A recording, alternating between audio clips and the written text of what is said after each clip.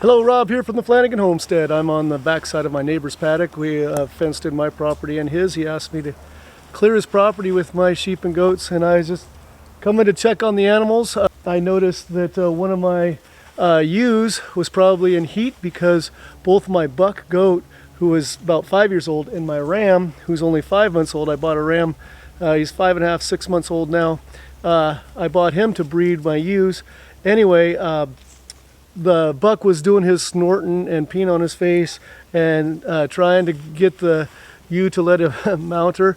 But the ram was following along, and the ram, even though he's very young, is slightly larger than my Nigerian dwarf goat, but he's 5 years old and been through the battles before, and he was keeping my ram away, which I wanted him there. And I have a footage of them trying to do this. I'll show you here in just a minute.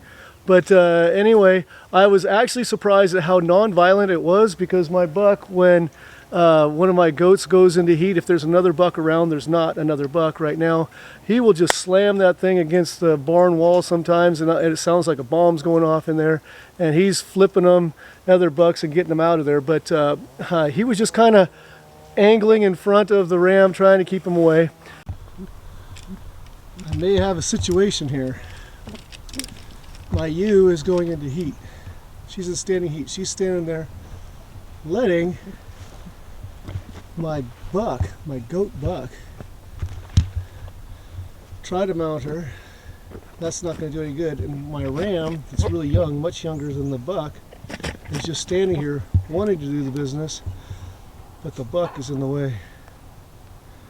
And he's peeing on his face. He's trying to entice her.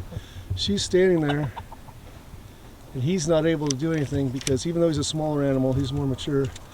So I'm going to have to get this buck and separate him so that this ram can do his job. This is a 6-month-old ram right here. 6-month-old ram. That's a 5-year-old buck.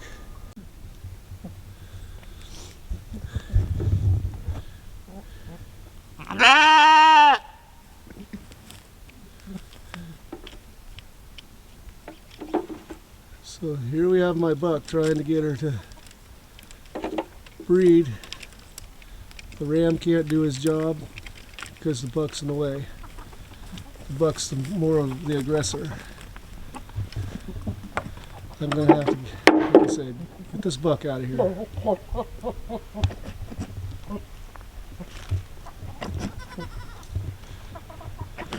I brought my camera down this morning to show you the 2 goats that were born yesterday morning that are the son of this buck, or the kids of this buck. He's doing his typical breeding, snorting, sniffing, curling his lips, peeing on his face, trying to get her attention. But he's even knocking out the other ram right there. So yes, goats will try to breed with sheep. And obviously, even though he's a little bit smaller, this buck is more the aggressor, and my ram is not going to be able to get it done. So, time to lock up Cannon. That's the name of my buck. So I've got Cannon moved over here. I have the garden on one side of the fence. Here's the fence, and this is a little pen that has a shelter, some water, probably a few thousand feet to move around in, but I needed to move him out of the way. He's a good buck. He's got good lines, and he's bred my goats many times, but because he's years older and more experienced, he was keeping that young ram that's probably only 5 or 6 months away from my ewes. So hopefully now that he's out of the way, my ram can do his thing. Now that I've got Cannon locked up, this ram is checking out this ewe, seeing if she's ready.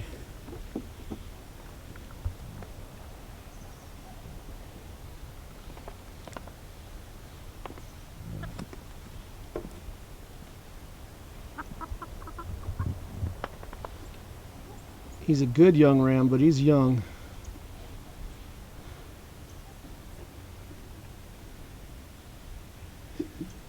Not figuring out that he's boss yet. Keep giving her attention. She's getting close to being a standing heat.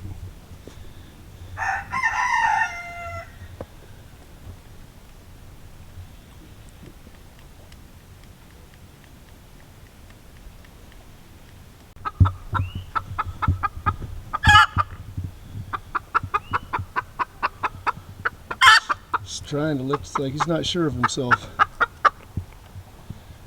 Lift the back leg like he's going to try, but chickening out. Let's go. Cannon's only going to stay in that pen for so long. Get after it.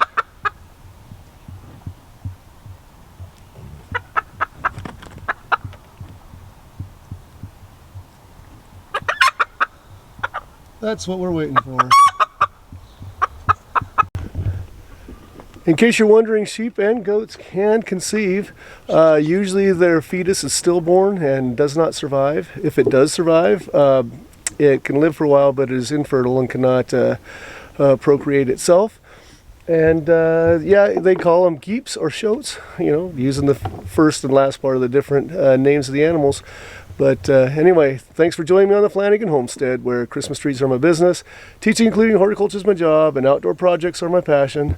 Hope to see you again soon. Be blessed, everyone.